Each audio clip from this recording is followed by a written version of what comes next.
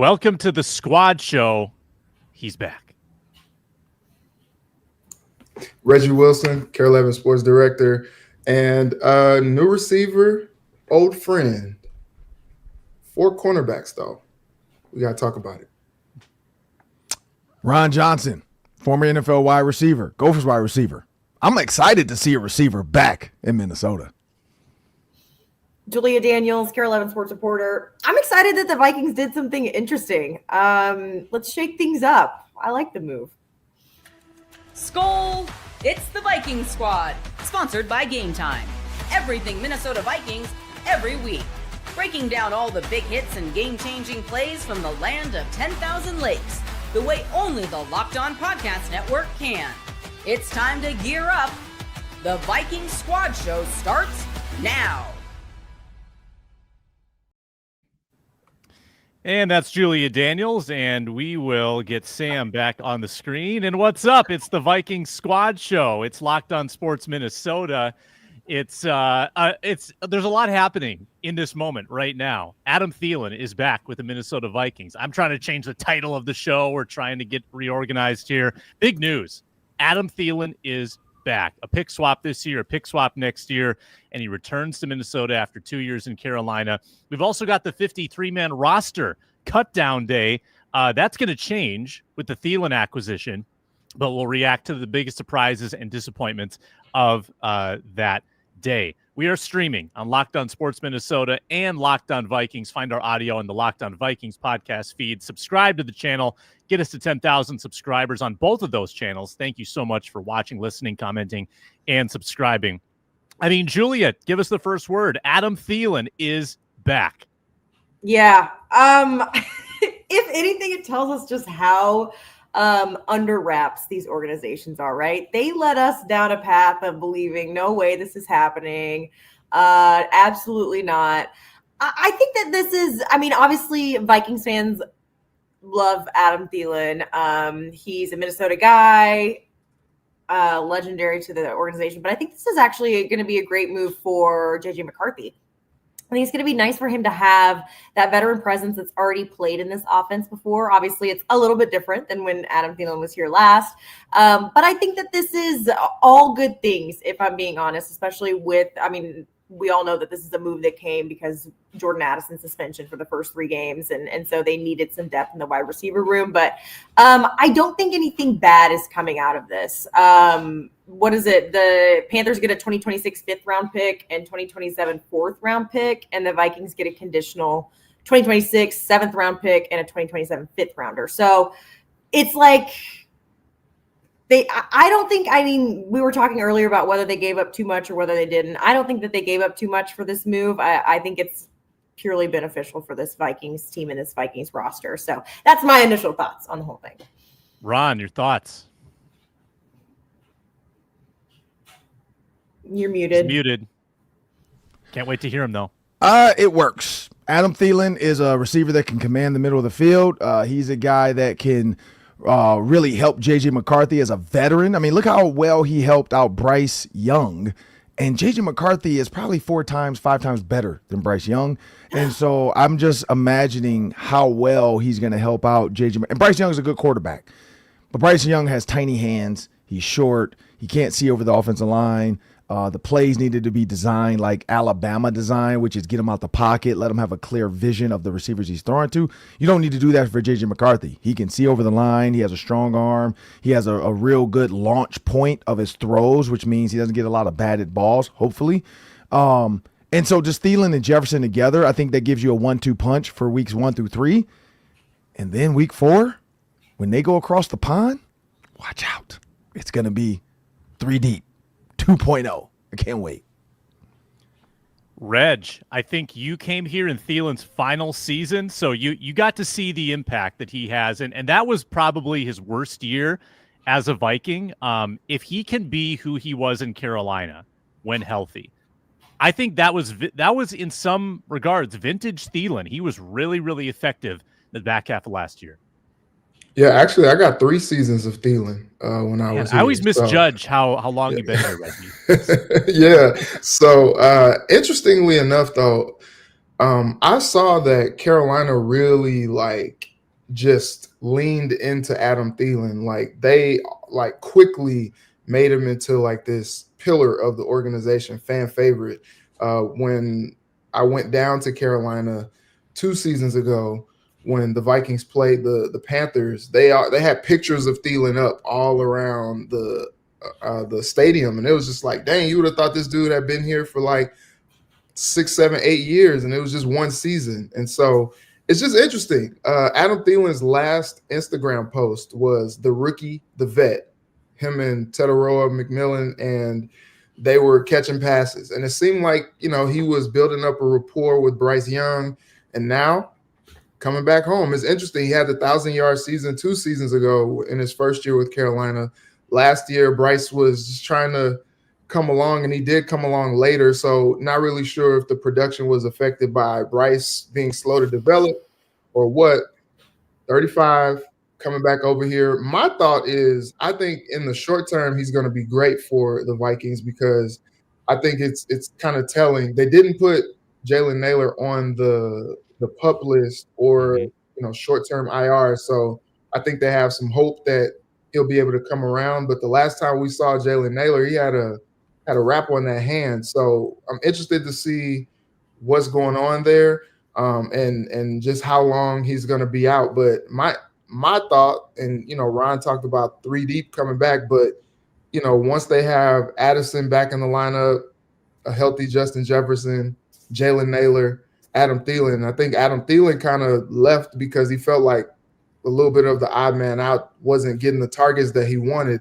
What is in the middle of the season moving forward, what is that going to mean for Adam Thielen? Is he going to be cool with, maybe getting a reduction in targets and, coming out of games where maybe he only has 2 or 3 catches or something like that? So I'm just interested to see how it all works. Well, we interviewed Blake Barrett, Adam Thielen's agent, and I got him coming on again this year on the Ron Johnson Show. But he said, and Sam, the quote, Adam Thielen did not want to be a $10 million decoy anymore. Well, he's not making $10 million anymore, so he's not a $10 million decoy. We got that out the way. 2, I've always said this. Guys break up with girls all the time because they think there's a better girl out there. And Justin Jefferson, Adam Thielen had a great thing going under this offense with Kirk Cousins. Well, he goes on to Carolina, and you could tell right away, like his wife's posts were not all like, oh, it's so happy to be out here, and look at this Carolina sun, and the colors of the uniforms. No. It was, my husband's doing everything he possibly can, and he's beaten down, and just, pray for us. And it was nothing. It never came off as like the way she felt about the Vikings. And so I think a lot of times you think the grass is greener. You think that more opportunity, same amount of money, means more. It doesn't. It means more headaches. It means learning a new system. It means, like, coming home, you can drop something on the floor and your wife is going to pick it up. You know that she's going to be mad and you probably should put it away. But that new girl, you don't know what she's going to do. She might kill you. She literally might put glass in your spaghetti. I don't know. Same with girls. That new guy might be an absolute creeper and gives you the ick. But your old guy didn't give you flowers on your birthday. So never be afraid of the past relationship, because sounds like these people should all be alone. If it was good, stay with it. And I think Adam Thielen realizes that now, he has a chance now to get to a Super Bowl in the next 2 years with his team. J.J. McCarthy, Jordan Addison, Justin Jefferson. Again, Jake Reed, Chris Carter, Randy Moss is just back again. And then you add in Aaron Jones, like Robert Smith. You add in a Jordan Mason. You got a really good offensive line, and you got a Brian Flores over there that's going to terrorize people and say, hey, just score 20 for us, and we'll win some games. So it's about to get scary. I just informed my brother-in-law, who's a huge Vikings fan, about Adam Thielen coming back, and he just texted me back and said, Super Bowl is the floor. The floor. Okay. This move has a 100% approval rating. I guarantee you that. By the way, today's show is brought to you by FanDuel. Playing your future bets now. I was around. I was part of the fan base when Randy Moss came back in 2010. And that was ballyhooed and celebrated, or probably even more than this. That was the biggest reunion trade that you could possibly imagine. Randy Moss coming back to Minnesota. And it didn't work out at all. Randy Moss was disgruntled. Remember, he hadn't left the Vikings on great terms. He had a great thing going in New England. The Vikings were fading.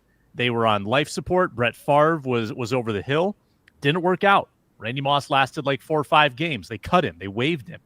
I think this is a better move. I think that this is going to work out considerably more. I don't think this is all sentimentality. I think that Adam Thielen was legitimately good last year. One of the stats that I like to look at is efficiency. Yards per route run. So what are you producing on average when you're on the field, when you are running a route? Adam Thielen was more efficient last year than George Pickens, DeAndre Hopkins, T. Higgins, over 2 yards per route run. Those are really good numbers. Also, interestingly, he operated a lot out of the slot in Carolina. He was mostly a slot receiver. Now, that's kind of – Jefferson does a lot of big slot stuff. Addison does a lot of slot stuff. We'll see where they line Thielen up. But, Ron, we talked about this yesterday. You had the impression that if Thielen is here and Addison comes back, that it's sort of 2A and 2B, that they're both going to play a lot. You don't think Addison comes back and is the clear number 2 and sends Thielen down a notch. You think that they are going to share reps or just be on the field together? I think they're going to go a ton of 3 wides. Like, I think this is the answer we were looking for. We were saying TJ Hawkinson needs to be wide receiver 3. I mean, Jordan Addison's not even on the roster right now for the exemption list thing and the suspension. So when that 53 came out, I know everybody looked at those 4 wide receiver or 5 wide receivers and were like, okay. And honestly, like, I guess Miles Price is now the kick returner. My guess is Tim Jones is going to be inactive. But that was the question. Everybody was looking at that like, or Tim Jones probably goes up until Addison comes back, but Miles Price is your kick returner. It was like, I mean, there's Justin Jefferson and then there's like, okay, all right, I guess this is what we have.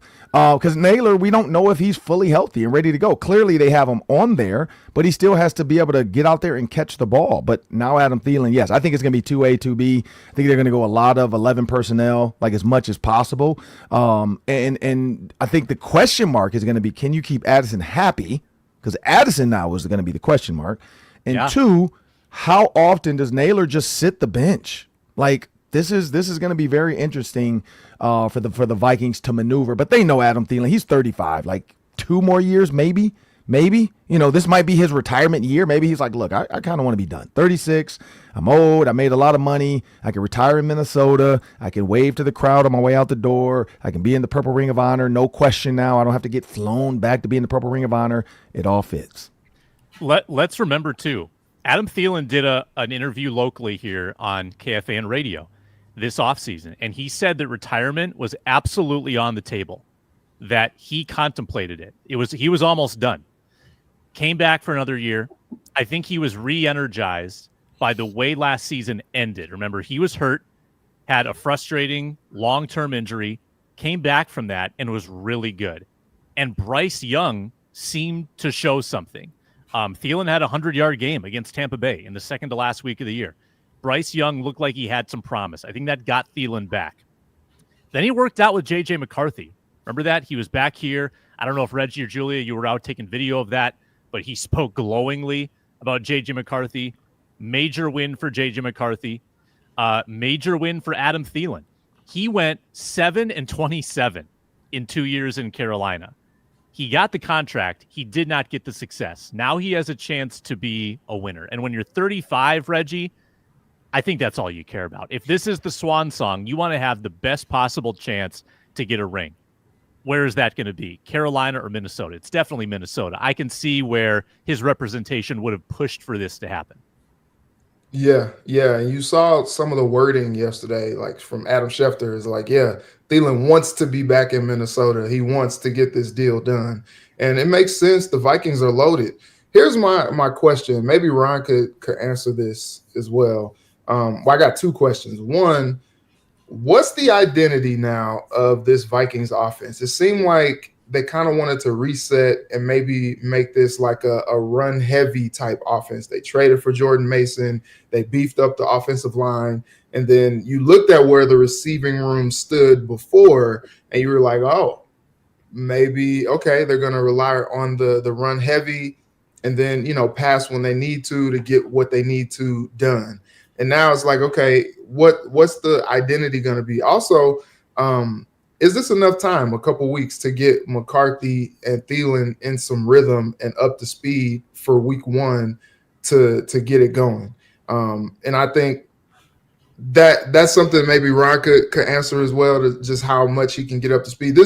The offense is similar, like he's been in the system before, but there's some different players now in the mix, and now he has to kind of get up to speed with a different quarterback, even though, as you said, Sam, he, a couple different off seasons now, he's came up and caught passes and run routes for JJ McCarthy. And then third thing, I know I'm loading it up, but KJ Osborne is on the street as well. I thought it was interesting that they decided to give up draft capital to get Adam Thielen, as opposed to maybe trying to pick up KJ Osborne. Maybe they still will. Who knows? Might get both. 2022 all over again. Correct. I don't think they gave up much, though. Like, when you look at it, was literally the same pick swap, and it was just getting a player for it. So, I mean, he has 37 6th and 7th round picks at this point with all the trades. So I think Kwesi was kind of like, look, giving up a 5th, giving up a 6th, we're swapping it. It's a conditional pick. All that ends up balancing itself out for 26 and 27. I think they feel like with this roster, Elijah Williams, you had all these new free agents. I think they feel pretty solid with dollar. Like, if I'm Rob Brzezinski, dollar-wise, the lack of veterans we had to keep this year versus the new rookies we got in, this is a GM and a money guy's dream with that many free agents. A lot of people are like, oh, what does that say about your draft pick? It doesn't. It says a lot about your scouting department getting these guys in the building to be able to do what they did. Elijah Williams was a huge get, and he looks really good, which is, I think, Harrison Phillips. That was look, if we can get this out of this rookie and he's just getting going, I think they were him and Harrison Phillips are kind of even, which means his ceiling is probably higher than Harrison Phillips. He's more athletic. He's a little bit younger, or a lot younger. So I think there was a lot to do with that. You look at the linebackers, Kobe King, you get all these young guys in the building. The one spot is corner, but Reggie, to your point, it doesn't take long to get up and going with a quarterback. Adam Thielen and JJ McCarthy have thrown together for a while. Training camp technically is really 2 weeks. And so Adam Thielen has 2 weeks now before the first game. So he will be ready to go. Also, Kevin O'Connell's offense, and Sam probably remembers this back with the BC Johnson days, when we talked to BC Johnson about the offense, the choice routes are reliant on the coverage. So meaning Kevin O'Connell has the ability to tag Adam Thielen in every route, which is going to be key probably early on, where he can say 383 Z choice or 383 H choice, whatever Adam, if he's a Z, the Y, the W, wherever Adam Thielen's lined up, you can tag him. So if Adam's in as the H, which is the slot, you can just say 383, which means 3 route to the one receiver, 3 route to the other receiver. TJ Hawkinson has the 8, and Thielen now has the choice. And so that's simple. And now Adam Thielen just has to shuffle, do that little swagger, Stephon Diggs release. You go outside, I'm in. You go inside, I go out. You drop back, I'm a curl. And Adam Thielen is one of the smartest guys at recognizing coverage. And that's where I think you're going to see a lot of – we might not hear it unless the Vikings win, and then we get the mic'd up stuff for the pregame show, because that's when we get it. When they win, we get mic'd up stuff. When they lose, don't ask us for any footage.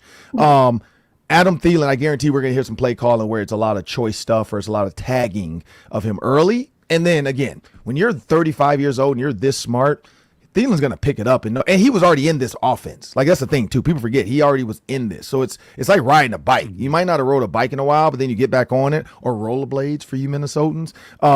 You get back on them, and you're like, oh, or ice skates. I've never been on ice skates. Don't ask me to do it. But for those that haven't ice skated in a while, you get back on it, you're like, oh, okay, I got this. That's what Adam Thielen, I guarantee, by Friday, he's going to be like, oh, okay, I got this. For whatever reason, Adam Thielen was not very effective in that 1 year with Kevin O'Connell. I think he was banged up. I don't think he was 100% healthy, playing through it. I don't think he missed a game, but he played through a lot. Scored touchdowns, though. Immediate red zone threat. And I think he's going to be, again, a red zone guy. People joked about it in the comments. He's going to steal all the red zone touchdowns from everybody else. That could have totally happened. He is an unbelievable route runner in tight spaces. Julia, let me ask you this final question of this segment. So week 2, you're settling in US Bank Stadium press box. You got maybe a choice cut of of steak or pork, whatever they're serving. You went to the salad bar. You've got a nice dessert, and you're settling in. And the big voice, Alan Roach, he's announcing the starting lineup, and they reserve the biggest roar for the final player that comes out of the tunnel. You've got J.J. McCarthy. You've got Justin Jefferson. You've got Adam Thielen. Who is going to get that final roar? Who's going to come out of the tunnel last in week 2? I'm going to say because it's going to be J.J. McCarthy's first home regular season game as a starting quarterback, I would say they'd probably go J.J. McCarthy as their last person that they announce. That would be my guess. I don't think it's going to be Adam Thielen. I think it'll either be Justin Jefferson or J.J. McCarthy if they go offense there. But I would say J.J. McCarthy. Yeah. I tend to agree. I think they want the rookie to feel really good about his status. They want him to feel really fired up. But the vibes are going to be off the charts with Adam Thielen. Like 4-yard catch on first down, standing ovation, raucous. People are going to absolutely love this guy. I don't think he has to steal number 19 from anybody. I think that was Dante Fleming. I think he got cut, and we'll talk about those cuts and more when we return on the Squad Show. And I mentioned earlier, we're brought to you by FanDuel. The NFL season is around the corner, and FanDuel is making sure you are ready for kickoff with a can't-miss offer. New customers, bet just $5. If your bet wins, you get $300 in bonus bets to use across the app. That's as good as it gets. Bet 5, get 300. All you need is a winning bet. Find a juicy money line. Maybe it's Major League Baseball. A lot of teams quitting these days, and they're tanking. Might be like the Twins. And find a team that's going to win a money line bet. Get $300 in bonus bets. You can bet the futures at FanDuel. They just had FanDuel Futures Day. You can make your division winners bets. You can make your Super Bowl bet, MVP bet, whatever you want. You can build a parlay. You can bet on week 1 already at FanDuel. Lots of options. So if you're ready to play, download the app or visit FanDuel.com to get started. FanDuel.com. Place your first $5 bet. Get $300. I will say, someone tweeted at me and said, you won't know how much us Minnesota fans love him since you only got to the Twin Cities 2 years ago, but he's so loved in this day, talking about Adam Thielen. I covered Adam Thielen for 2 years, guys. I know how much everybody loves him. There's an obsession with Adam Thielen. I get it. Did you know that he actually went to school in Minnesota and he actually grew up in Minnesota? All right, Sam. Okay. I can confirm if you look at, there's a tweet and you'd have to go back like 14 years or 13 years, whatever it is I was the first person that tweeted this kid. I didn't even say his name. I think I was like this. It was a preseason game and we were doing the pregame show. And I was like, this kid is probably going to make the team. He's a really good special teams guy. But when you watch him run routes, I think I say like he reminds me of Eric Decker in my tweet. And it was Adam Thielen. I didn't even realize that until later. Somebody was like, was this the guy you were talking about? And I was like, probably was. And I think I said Adam Thielen maybe, or I said 19 or something, but I just remember, and I hate to say it like this, but the white receiver, didn't see a lot of those back in the day. And I remember him. Like I remember being at training camp. I remember watching him in the preseason. We did the show and I was like, this kid has a chance. And then for those that don't remember, Julia, you or Reggie weren't here. We were playing at TCF Bank Stadium back then. Now Huntington Bank, but the Vikings were playing there in that first year of our pregame I'm so glad show. I missed that.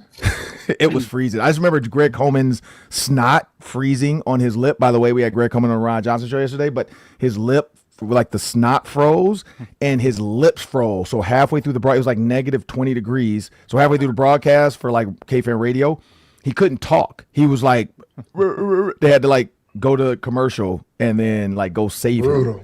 It was bad. It was bad.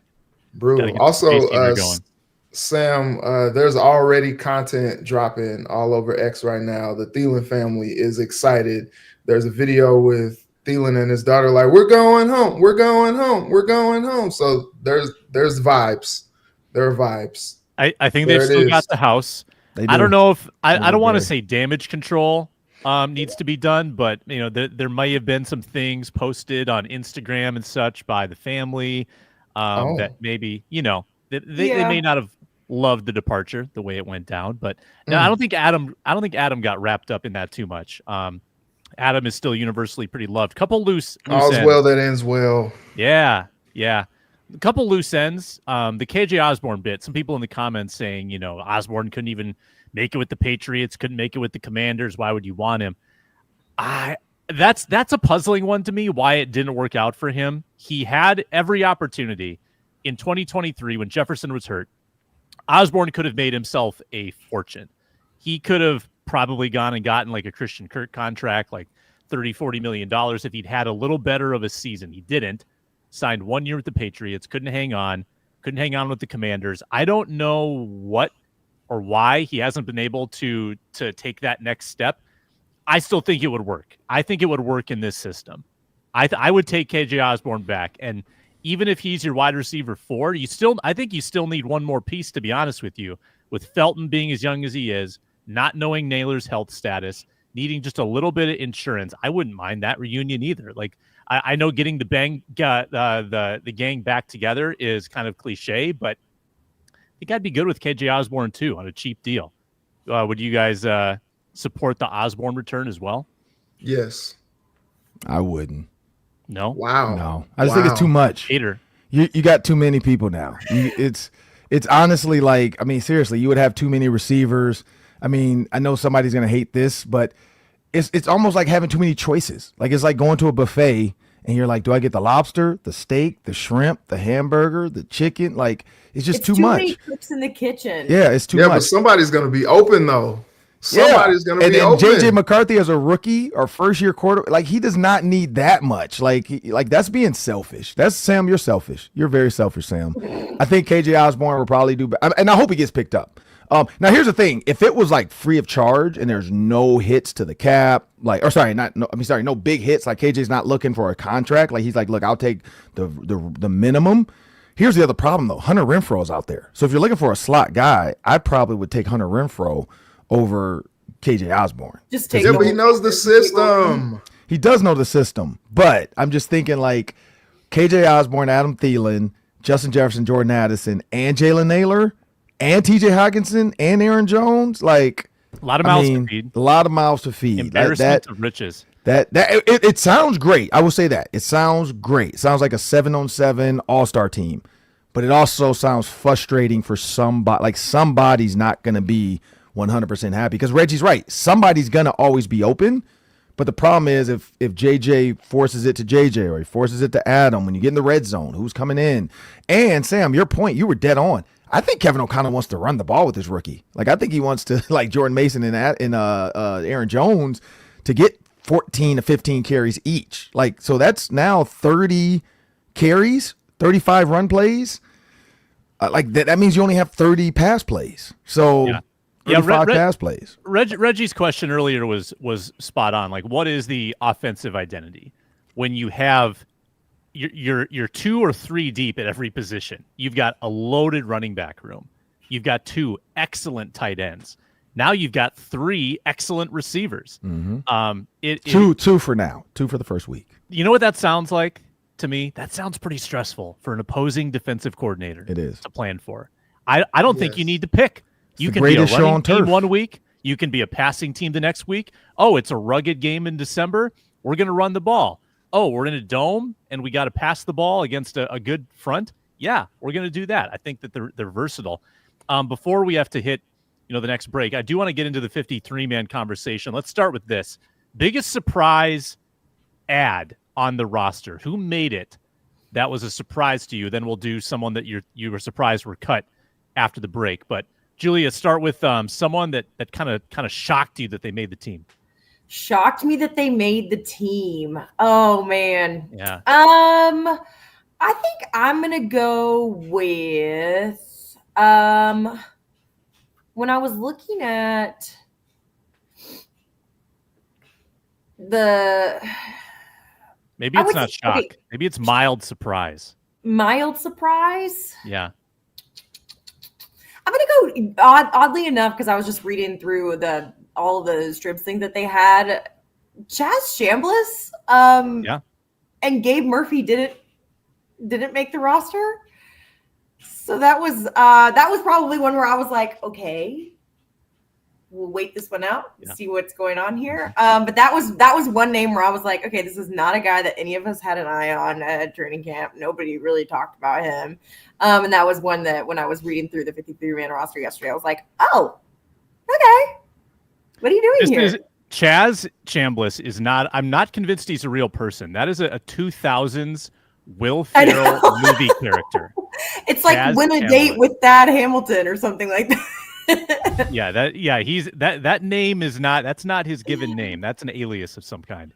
Chambliss in the place of Murphy. Like the fact that they play the same position and Chambliss made it. That was an eyebrow raiser for sure, and good for Chaz. Special teams could have played a role in that, Ron. I mean, I think Ron, we underrate special. Like, look at all the special teams aces that made this roster: Tavier Thomas, Tim Jones.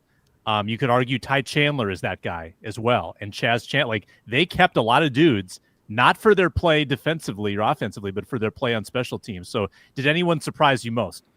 Yeah, the Ty Chandler and the Xavier Scott. Like that one to me, 4 running backs plus. I mean, I do know CJ Ham is dealing with a small injury. I think he's going to get a designation today or tomorrow. 4 weeks. 4 weeks on IR, I think. Oh, they already did it? Yeah. Okay. Yeah, because I know I had talked to him before, and he said it was nothing major, but clearly, one, let's be honest, if they needed him, he could play, because I did ask him about that. But do they really need him out the gate? Probably not right now. I think as the season goes and the guys get tired, the defenses get beat up, that's when you probably run the ball a ton. I think early on you want to get, looking at some of these teams are going to play, it's probably going to be an air raid offense, and that's why Adam Thielen, I think, became even more important. But yeah, 4 running backs to me, that's the one I was like, whoa. But I think Josh Oliver now becomes the lead back or blocker in, how you say, Usuric? Or Urasek. Those two become now your quote unquote move tight end H-back type of thing where they'll motion back and then they'll run lead. But the 4 running backs, that surprised me. That was a huge surprise. I was like, I just knew they couldn't keep 4, but CJ Ham, I think, clears the space for that. Reggie, your biggest surprise? You're muted too. Yeah, I think Ryan took mine. I was surprised, but then once they said CJ Ham was going on IR for the first 4 weeks, I was like, okay, that kind of makes sense to keep 2 running backs. I think what's tough about the whole like being shocked or surprised is, this is not the final 53-man roster. We still got a couple weeks left before the season starts, and I always think it's so interesting too. Like I saw yesterday, Jason Brownlee with the Chiefs was just like, thank you, God. I made the roster. And it's like the Chiefs could come around like today or tomorrow and make a move, and then he's cut. And it's just like, well, dang, like what was all that for? And people get the call that they've made the roster, and then, a week could go by and you feel safe. A day could go by, you feel safe, and then they trade for Adam Thielen, and you're like, oh, shoot, like I thought I had a roster spot on the Vikings, and then now I'm probably going to be waived because we just brought another receiver onto the team. And so it's interesting, but I will say to Julia's point, seemed like the steam, especially with the fans, was really rolling with Gabe Murphy, and it was just like, oh, okay. And, it could be a guy that gets picked up on waivers quickly. Maybe the Vikings are trying to sneak in and stash him back on the practice squad, but I don't know. It's interesting to your point, Julia. Nobody understands Brian Flores.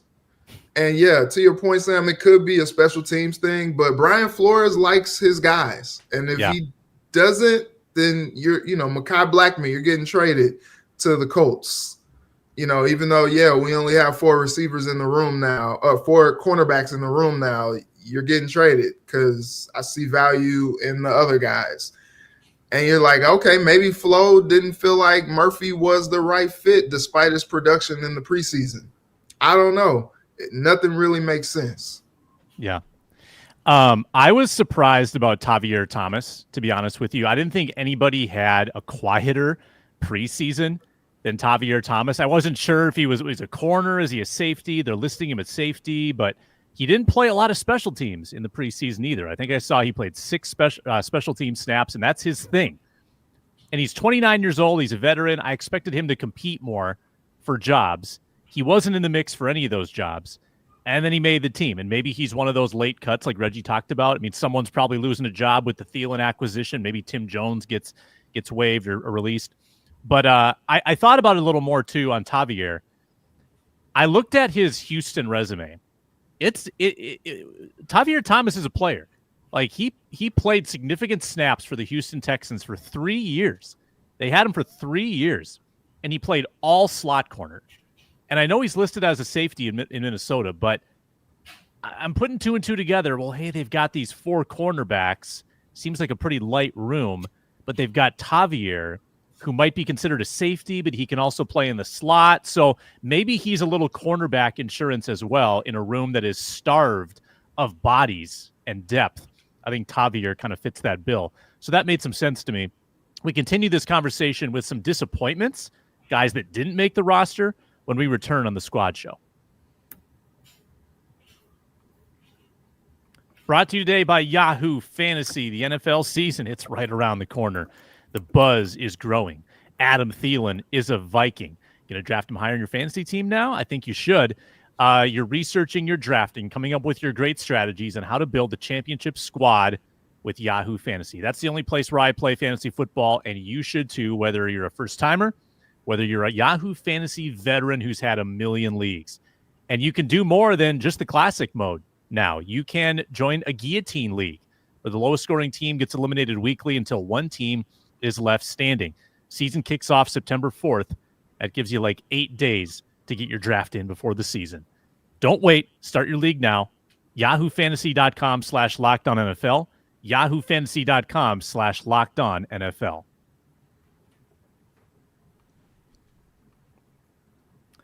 All right, let's keep rolling on with 53-man talk again. Adam Thielen is a Viking. We spent most of the first half hour on that, talking 53-man now.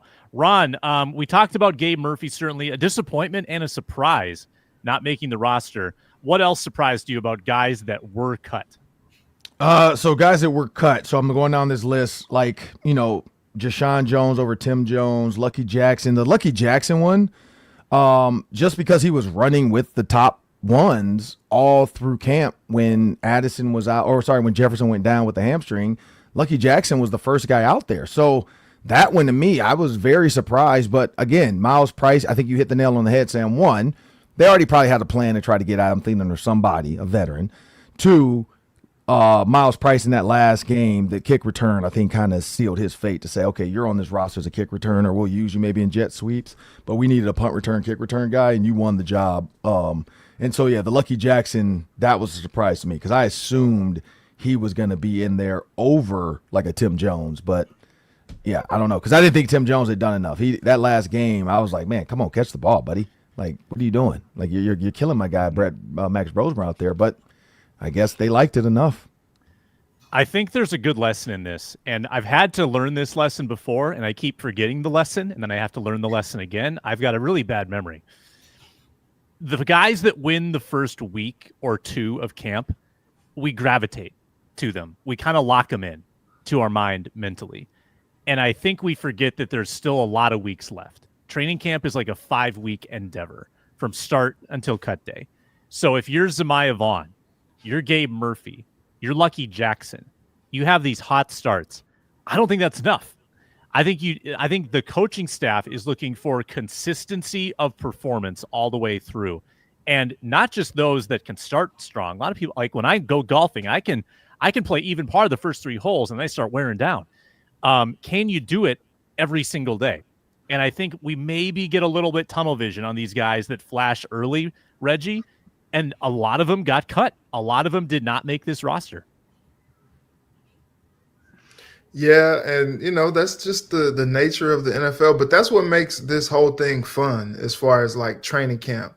You see all these roster battles and you see all these guys fighting to make a squad. I thought it was interesting a lot of the guys that they featured. If you guys are watching Hard Knocks with the Buffalo Bills, guys that they featured there, and you're like, dang, a lot of these dudes got cut.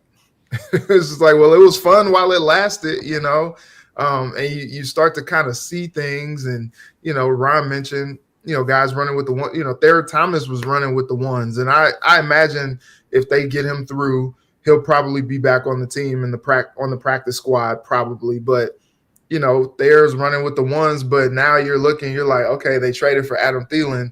Was that just because there was just a depth problem at wide receiver? They were just like, all right, you come on through, if you can show me something, maybe that spells well for you. But, it's a interesting process. There are bodies at camp for a reason. Some guys can flash. Some guys that you think flash maybe didn't flash in the eyes of the people that, needed to see them flash. I don't know. It's an interesting situation. Like I said, with the whole Gabe Murphy thing, that was just all the fans were like, hey, it's time to get on the Gabe Murphy train. And, it seemed like it was trending towards him making the roster, and then he didn't. And it was just like, oh, okay, what was all of that even for? By the way, Vikings are taking all of the Adam Thielen contract. The entire contract goes to Minnesota. They have plenty of cap space this year, so that doesn't really affect anything. That does limit their carryover on the cap to next year, but that's kind of in the weeds. Julia, disappointments, those who didn't make the roster. You mentioned Murphy. Anybody else? I think Thayer Thomas, I think he'll be on the practice squad, but he's another one, like Reggie said, that was taking reps with the ones there at the end of training camp.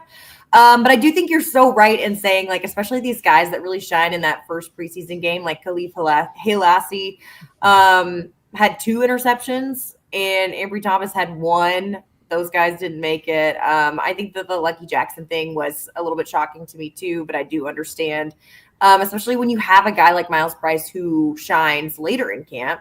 So no, other than that, there wasn't anybody that I was like, oh, wow, shocked and surprised that you didn't make the roster. But there were just some where they were kind of questionable to me, and I thought, oh, maybe I was leaning towards that they would make the roster, especially when it comes to, like, Ambry Thomas, who's a cornerback, and they don't have like a lot of depth in that room anyways, and so that's when you start to maybe have some questions. But no, there was nobody else that really I was like, oh wow, I can't believe that the Vikings didn't want this guy. So yeah. Yeah, I was rather surprised that my guy, Zemaiah Vaughn, didn't get the roster invite. Again, probably got a little bit bamboozled by his early success. A lot of flashes early in camp. Not quite as strong in the games themselves, including one of the more dramatic broken ankle moments with Van Jefferson in the Titans game when Zemaiah Vaughn just got left on the turf, like jockstrap on the ground, absolutely dismantled on that play. I don't know if one play costs you a roster spot like that, but that was not his finest moment. I talked about this with Ron on Tuesday. Man, the inability to develop cornerbacks hurts with this regime. And when you have someone with the measurables of Zemaiah Vaughn, the height, the speed, the power, the tackling ability, that just seems like someone you should be able to develop if they've shown you anything, and you have no one else in that room. Why can't you have him on the roster? Now, he could very well make the practice squad, and it could all be fine. There's a lot of guys that'll sneak through the practice squad and stay in the organization. But that's a big gamble. That's a big gamble that you could lose him when you really don't have any other depth at corner. There's got to be another move coming. And I want to ask you about the cornerback situation when we return after a very brief pause on the Vikings Squad Show. Who is going to save the day at corner?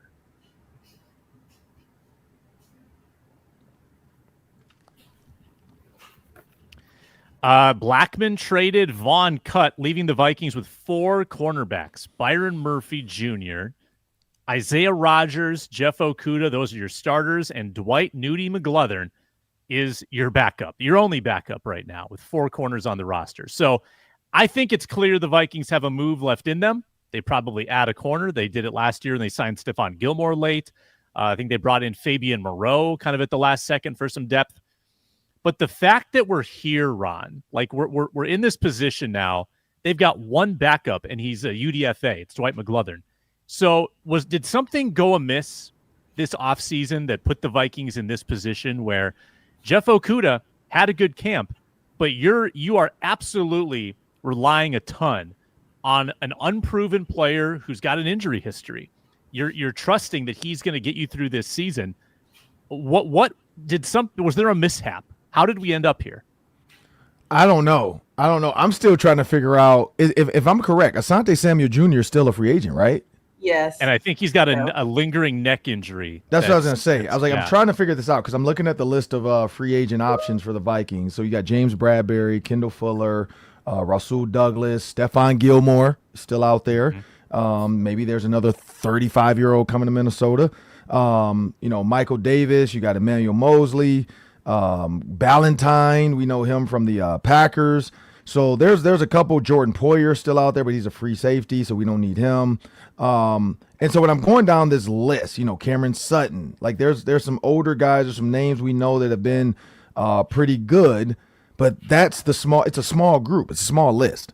And so the veterans that maybe Kwesi wants, or Kevin O'Connell, or really it's Brian Flores, does the dollar match? Does it make sense? Or is he okay with these four? I think the Tavier Thomas thing you brought up, is he a corner? Is he a safety?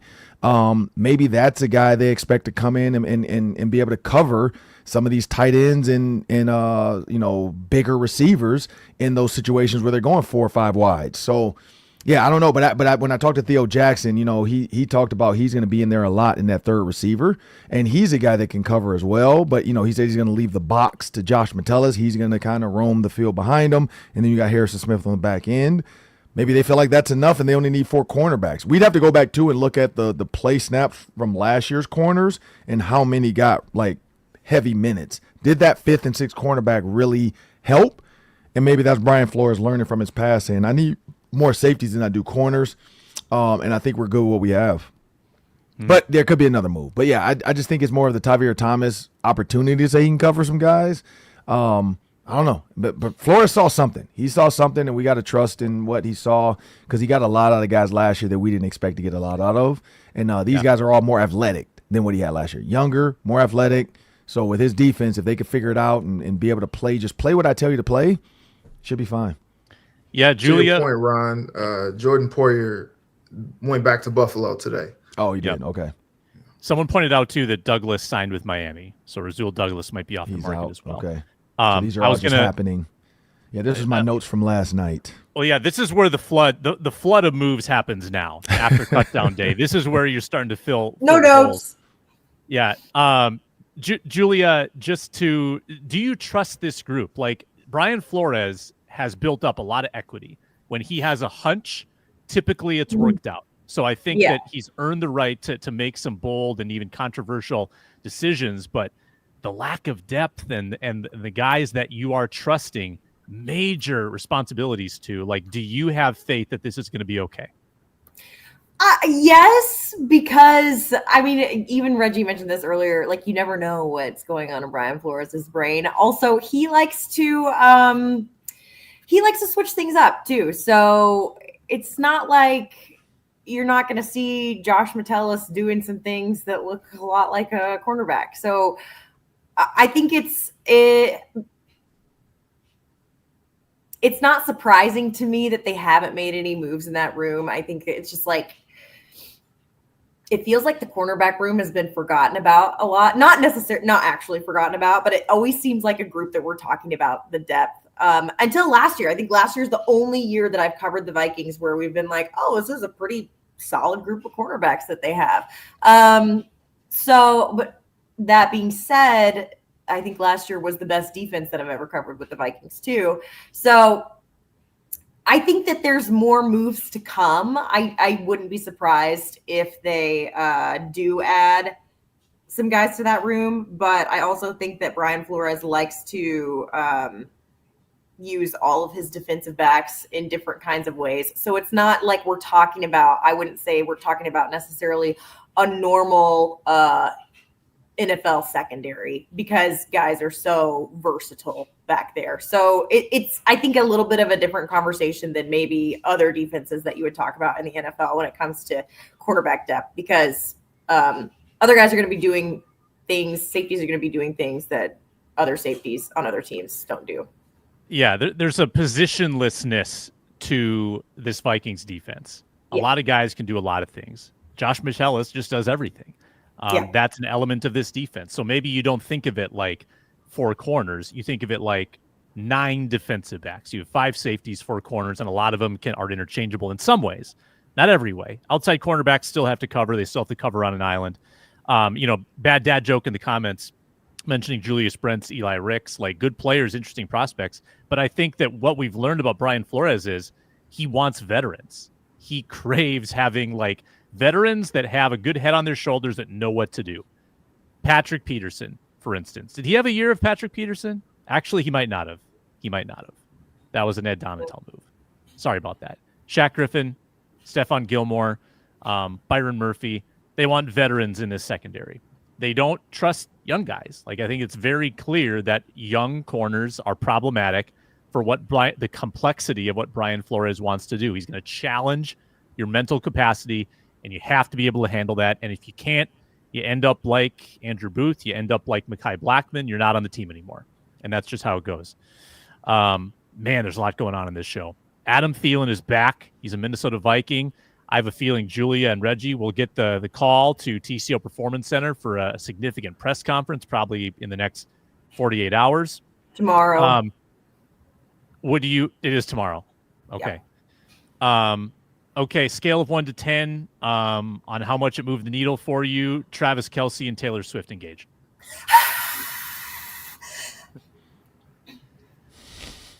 All the 10s. 50 out of 10. It's like the royal wedding. The royal wedding comes to the United States. This is my Super Bowl. It's big. I wonder if FanDuel has any lines on it, like wedding date over under. I'm sure. When the wedding is. Ron, who's best man? You Swiftie? No, I'm not. If you're not watching, Ron, please. Ron loves celebrity gossip. He talks about celebrity gossip in almost every single show except for this one. So don't sit here and act like I'm like, yeah, they got engaged. He's more interested in Stephon Diggs and Cardi B. True. Give me the Cardi B to town. No, I mean, good for him. I mean, because I think everybody thought it was fake. So shout out to Travis Kelce for making it real. Taylor Swift clearly is happy. Smart on his part, marrying a billionaire. Like, that was smart. Like, you are now going to get spousal support if she dumps you. That was a smart man right there. Just like everybody that married J-Lo, you guys did it.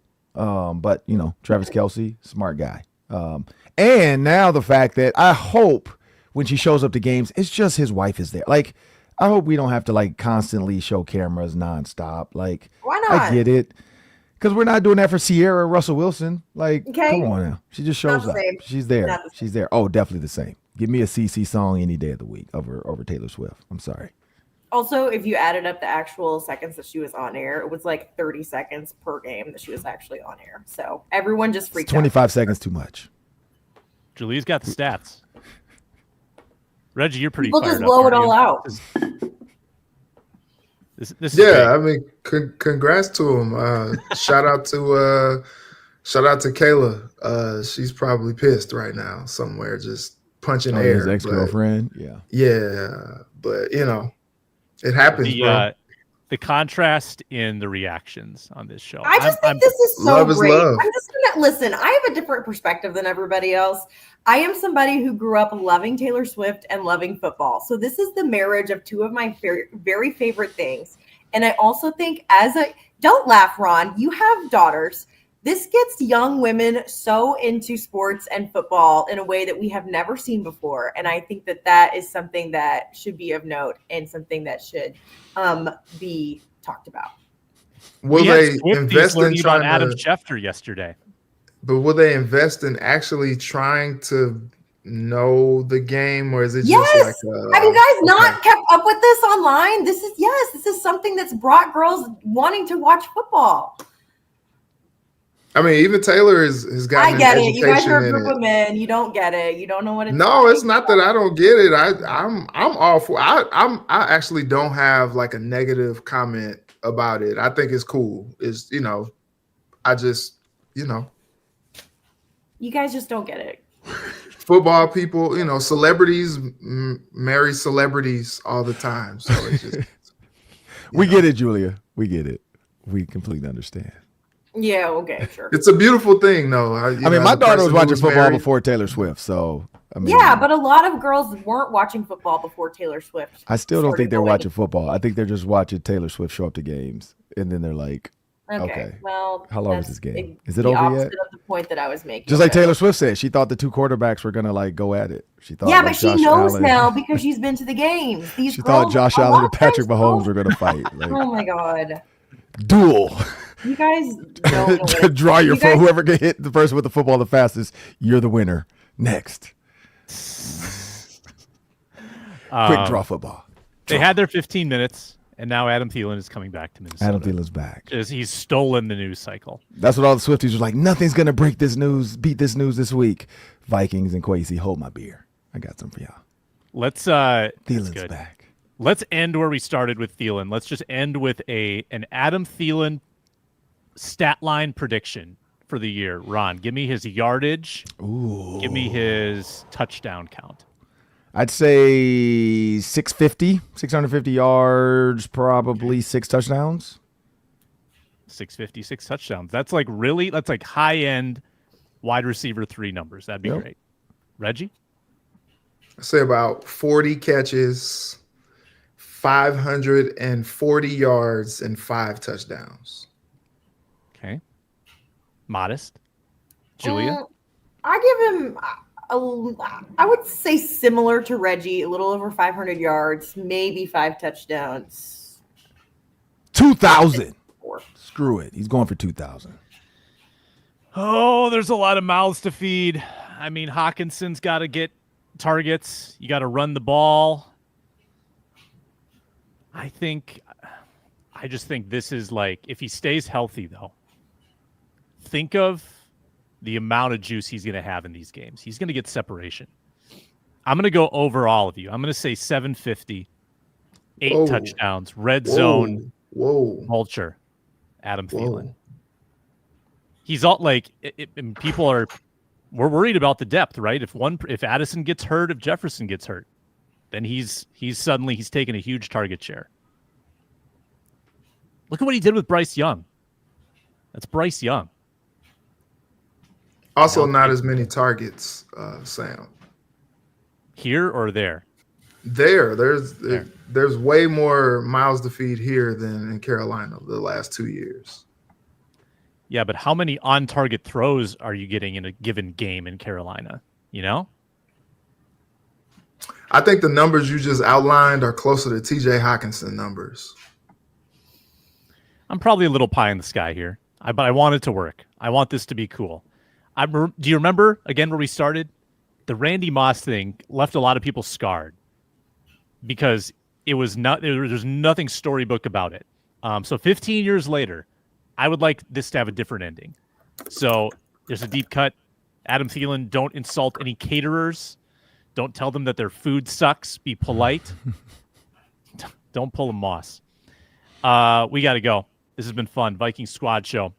Locked On Sports Minnesota, Locked On Vikings, Locked On Vikings audio feed to listen to it later. Ron Johnson, Julia Daniels, Reggie Wilson. Check them out in Care 11. And I'm Sam Ekstrom. Appreciate you watching, listening, commenting, subscribing, and we will talk to you next time.